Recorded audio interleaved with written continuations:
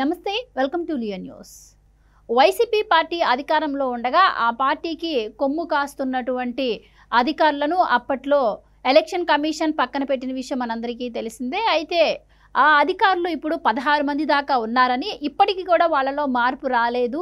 ఇప్పటికీ మరి ఏవైతే ఆ శాఖలో పోలీస్ శాఖలో జరుగుతున్నాయో అవన్నీ కూడా వీళ్ళ ద్వారా బయటికి వెళుతున్నాయి అంటూ గుర్తించినటువంటి ఇప్పటి డీజీపీ ద్వారకా తిరుమలరావు ఆ 16 మందిని కూడా రోజు పోలీస్ కార్యాలయానికి వచ్చి రిపోర్ట్ చేయాల్సిందిగా ఆదేశాలు జారీ చేసిన నేపథ్యంలో ఇక ఆ 16 మందిగా చెప్పుకుంటున్నటువంటి వారిలో చాలామంది దీర్ఘకాలిక సెలవులపై వెళ్లాలని ప్రయత్నాలు చేస్తున్నట్టుగా వార్తలు అయితే వస్తున్నాయి. ఇందుకే అసలు ఆ 16 మంది ఎవరు, ఎందుకు వాళ్ళను డీజీపీ రిపోర్ట్ చేయమని ఆదేశాలు ఇచ్చారు? మరి వాళ్ళు సెలవులపై వెళ్లాలనుకుంటున్న వార్తలు నిజమేనా? ఒకవేళ వాళ్ళు సెలవులపై వెళ్లాలనుకుంటే మరి డీజీపీ దానికి అంగీకారం తెలిపే అవకాశం ఉందా? ఇలాంటి విషయాలన్నీ తెలుసుకుందాం. మనతో పాటు ఉన్నారు సీనియర్ పొలిటికల్ అనలిస్ట్ అంకమరావు గారు. నమస్కారం. నమస్తే అమ్మా.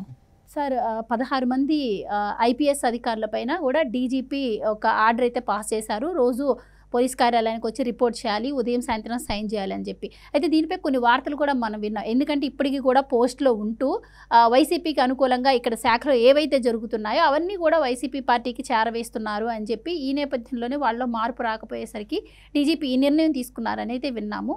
సో ఇదంతా జరిగిన తర్వాత కూడా వాళ్ళు మరి ఎలాంటి పశ్చాత్తాపం లేకుండా సెలవుపై వెళ్ళాలని ప్రయత్నాలు చేస్తున్నారు అంటున్నారు. సో ఇది ఎంతవరకు నిజమంటారు? ఆ 16 మంది ఎవరు, ఏం చెప్తారు? ఇప్పుడు గతంలో ఎవరైతే వాళ్ళతో అంటకాగారో వాళ్ళే ప్రభుత్వం వాళ్ళు అన్నట్టున్న కార్యక్రమాలు నిర్వహించారో, వాళ్ళ పరిధి దాటి ప్రవర్తించారో వాళ్ళందరినీ గుర్తించేసి ఈరోజు మీరు రోజు కార్యాలయానికి వచ్చేసేసి సంతకాలు పెట్టండి, అక్కడే ఉండండి, ఉదయం సాయంత్రం పాటు సంతకాలు పెట్టిన తర్వాతే ఇంటికి వెళ్ళండి, అప్పుడు దాకా మీరు అక్కడే కూర్చోండి అని చెప్పని డీజీపీ గారు చెప్పడం కూడా జరిగింది. ఇందుట్లో ఆ రోజు ఇంటెలిజెన్సీ డీజీపీగా పనిచేసినటువంటి పిఎస్ఆర్ ఆంజనేయులు గారు, అలాగే సిఐడి డీజీపీగా చేసినటువంటి సునీల్ కుమార్ గారు, అలాగే సంజయ్ గారు, ఆయన కూడా అడిషనల్ డీజీపీగా చేసినటువంటి వ్యక్తి, వీళ్ళందరూ కూడా వరుసనే క్రాంతి రాణా కావచ్చు, లేకపోతే పాలరాజు గారు కావచ్చు, కొల్లి రఘునాథరెడ్డి గారు కావచ్చు, ఈ అమ్మిరెడ్డి గారు కావచ్చు, విజయారావు గారు కావచ్చు, విశాల్ గున్ని గారు కావచ్చు, ఇట్లా మొత్తం కలిసి 16 మంది ఉన్నారు. వీళ్ళు జోష్వా గారు, రఘువీరారెడ్డి గారు, రిషాంత్ రెడ్డి గారు. ప్రత్యేకంగా రిషాంత్ రెడ్డి గారి గురించి కూడా మనం ప్రత్యేకంగా చెప్పుకోవాలి. ఆ రోజు గతంలో చంద్రబాబు చిత్తూరు జిల్లా ఈయన ఎస్పీగా ఉంటూ మరి ఈయన చేసిన నిర్వాహకం కూడా మనకి అందరికీ తెలుసు. అలాగే ఆంజనేయులు, ఇప్పుడు పిఎస్ఆర్ ఆంజనేయుల మీద ఉన్నటువంటి అభియోగం కొల్లి మరి ఈయన సునీల్ కుమార్ గారి మీద, వీళ్ళందరి మీద కూడా రఘురామకృష్ణరాజు గారు అభియోగం మోపటం కూడా జరిగింది. ఆ రోజు వీళ్ళ సమక్షంలోనే నన్ను కొట్టడం కూడా జరిగింది. ప్రత్యక్షంగా వీళ్ళు పాల్గొన్నారని కూడా ఆయన చెప్పడం కూడా జరిగింది. ఇక వీళ్ళందరి మీద రకరకాల అభియోగాలు ఉన్నాయి. ఆ రోజు కార్యకర్తలని మీద, అలాగే అమరావతి రైతుల మీద వీళ్ళు ఏ విధంగా చేశారు, చివరికి చంద్రబాబు నాయుడు గారి మీద జరిగిన దాంట్లో కొల్లు రఘురామరెడ్డి గారు ఆయన ఏ విధంగా అదుపులో తీసుకున్నాడు, ఆ రోజు నిబంధనలకు విరుద్ధంగా కనీసం ముందుగా ఛార్జ్షీట్ కూడా చెప్పకుండా, ఏ అభియోగం మీద ఆయన తీసుకెళ్తున్నారో కూడా చెప్పకుండా ఎంత నిర్దాక్షిణ్యంగా చేశారనేది అందరికీ తెలిసిన సత్యమే.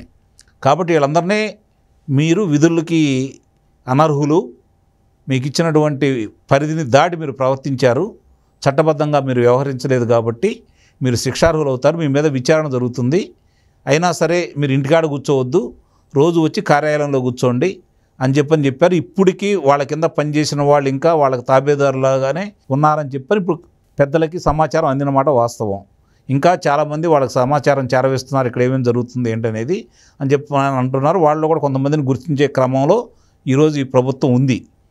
వీళ్ళందరి గురించి చూసుకున్న తర్వాత ఒక విషయం మనం మననం చేసుకోవాలి. కొన్ని లక్షల మంది తర్ఫీదు పొంది పరీక్షలు రాస్తే అందుట్లో కొన్ని వేల మంది ఉత్తీర్ణులైతే వాళ్ళలో ప్రతిభ గుర్తించేసి కొన్ని వందల మందికి మాత్రమే ఇలాంటి అవకాశం వస్తుంది. సమాజంలో ఐఏఎస్ అన్నా కూడా, ఐపీఎస్ అన్నా కూడా, ఐఆర్ఎస్ అన్నా కూడా ఒక విలువంటూ ఉంది. వాళ్ళు మనకంటే తెలివిగల వాళ్ళు, మనకంటే ఉన్నతులు, గౌరవభావం ఉంటుంది. ఇప్పుడు ఒక శాసనసభ్యుడు ఉంటాడు, లేకపోతే ఒక లోక్సభ సభ్యుడు ఉంటాడు, 5 సంవత్సరాలు వాళ్ళ కాల పరిమితి. ఆ ప్రభుత్వం ఎన్నాళ్ళు మనుగడ సాగిస్తాయో తెలియదు. ప్రభుత్వం ఒకవేళ మధ్యలో ఆగిపోతే వాళ్ళ కాలపరిమితి పూర్తయిపోతుంది, మళ్ళీ ప్రజలు ఎన్నుకోవాలి, ఎన్నుకుంటేనే వాళ్ళు అవుతారు. కానీ వీళ్ళు అలా కాదు కదా. ఒకసారి విధుల్లోకి వీళ్ళు చేరిన తర్వాత వాళ్ళ పనితీరును బట్టి వాళ్ళకి పదవి ఏ విధంగా వస్తుందనేది అందరికీ తెలిసిందే.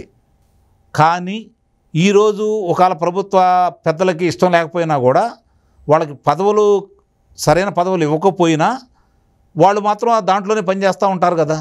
అంటే వాళ్ళకి పదవి విరమణ వయసు వచ్చేంత వరకు కూడా 25 సంవత్సరాలు కావచ్చు, 30 సంవత్సరాలు కావచ్చు, ప్రభుత్వ ఉద్యోగులే కదా, ప్రజల కోసం ప్రజల కొరకు పనిచేయాల్సిన వ్యక్తులే కదా. అంటే రాజకీయ నాయకులు చెబితే 5 సంవత్సరాలు ఉండే రాజకీయ నాయకులకు ప్రలోభాలు మీరు లోనయ్యి వాళ్ళు చెప్పింది మీరు చేస్తే ఇంకా మీకు 30 సంవత్సరాల సర్వీస్ ఉన్న వాళ్ళు మీరు ఏ విధంగా న్యాయం చేయగలుగుతారు?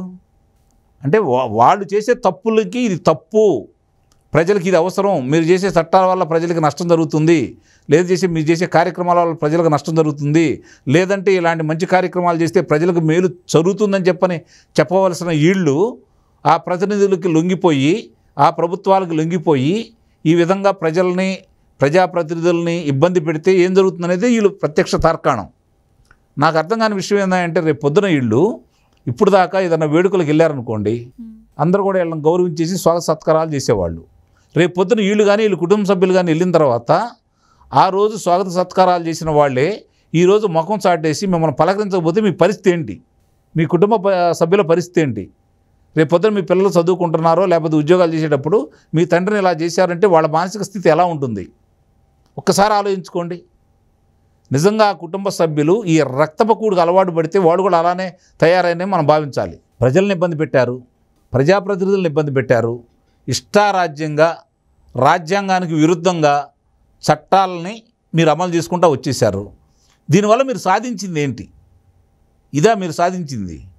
మీరు పదవి విరమణ చేసే సమయంలో మీకు ఇలాంటి దుర్గతి రావడానికి కారణం ఏంటి? ఎందుకు ఇలా చేస్తున్నారు? ఒక్కసారి తిరిగి ఆలోచించుకోవాలి కదా ఎవరైనా సరే. అప్పట్లో చాలామంది ఆఫీసర్స్ కూడా అంటే వైసీపీ హయాంలో వాళ్ళ సీనియారిటీని బట్టి రాలేదు. ఈవెన్ ప్రభుత్వ సిఎస్ దగ్గర నుంచి కూడా డీజీపీ వరకు కూడా సీనియారిటీని బట్టి రాలేదు. ఆ కులాన్ని బట్టి లేకపోతేనేమో ఎవరైతే మనం చెప్పిన మాట వింటారో అని వాళ్ళే నియమించుకుంది అప్పటి ప్రభుత్వం అని కూడా మనం వింటూ వచ్చాము. సో అందులో భాగంగానే వీళ్ళు ప్రభుత్వానికి అంటే వత్తాసు పలికారు అనుకోవచ్చా? నిస్సందేహంగా వాళ్ళు కావాలని ఆ కులం వాళ్ళని పెట్టుకున్నారనేది వాస్తవం. ఆ రోజు ఎన్నికల ముందు 2019 ఎన్నికల ముందు 37 మంది సిఐలు డిఎస్పీలుగా పదవి ఇచ్చినప్పుడు దాంట్లో 33 మంది కమ్మవారని చెప్పారు కదా. మరి అదే సందర్భంగా శాసనసభ సాక్షిగా అప్పటి హోంశాఖ మంత్రి గారు సుచరిత గారు లేదు నలుగురే అని చెప్పని ఆమె చెప్పింది కదా. అంటే ఎన్ని అబద్ధాలు చెప్పారో వాళ్ళు మళ్ళీ అధికారంలోకి వచ్చిన తర్వాత వీలైనంత వరకు ఎస్పీలుగా వాళ్ళ మనుషులు నియమించుకున్నారు. ఎస్పీలుగా వాళ్ళు లేని స్థానంలో డిఎస్పీలుగా వాళ్ళ మనుషులనే నియమించుకున్నారు, ఆ కులాన్నే నియమించుకున్నారు. మీరు కావాలంటే చూడండి, చాలా స్పష్టంగా కనపడతా ఉంది.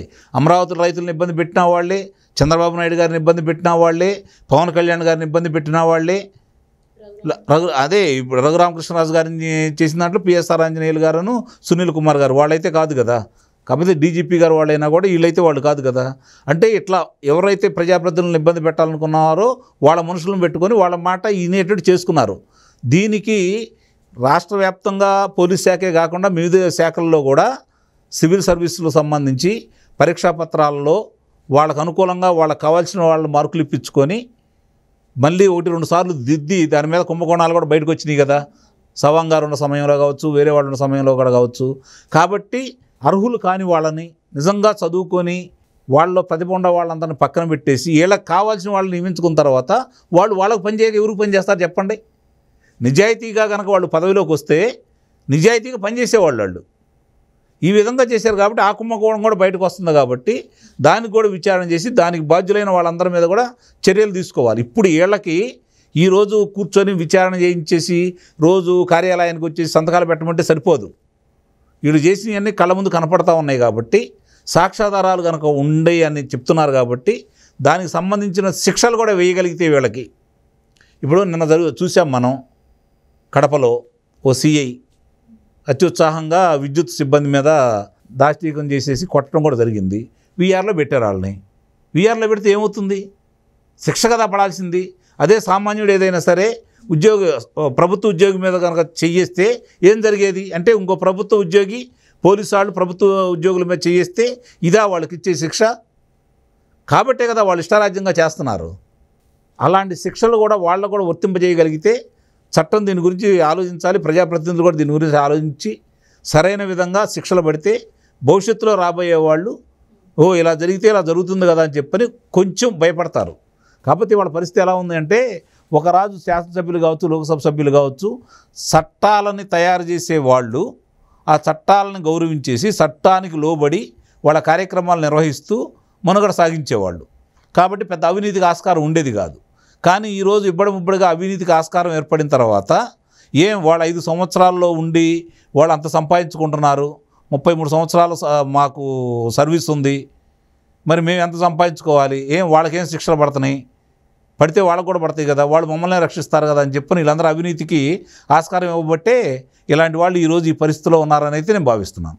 అండ్ ఇంకోటి సార్, అది చాలామంది దీర్ఘకాలిక సెలవుపై వెళ్ళాలని అడుగుతున్నారన్నారు కదా, అంటే వాళ్ళకి అంటే దీర్ఘకాలిక సెలవు అంటే వాళ్ళు ఎన్ని మంత్స్ తీసుకునే అవకాశం ఉంది, అసలు డీజీపీ దీనికి అంగీకరిస్తారా? అంటే వాళ్ళు కోరినా కూడా కొంతమందికి అనుమతి రాకపోవచ్చు.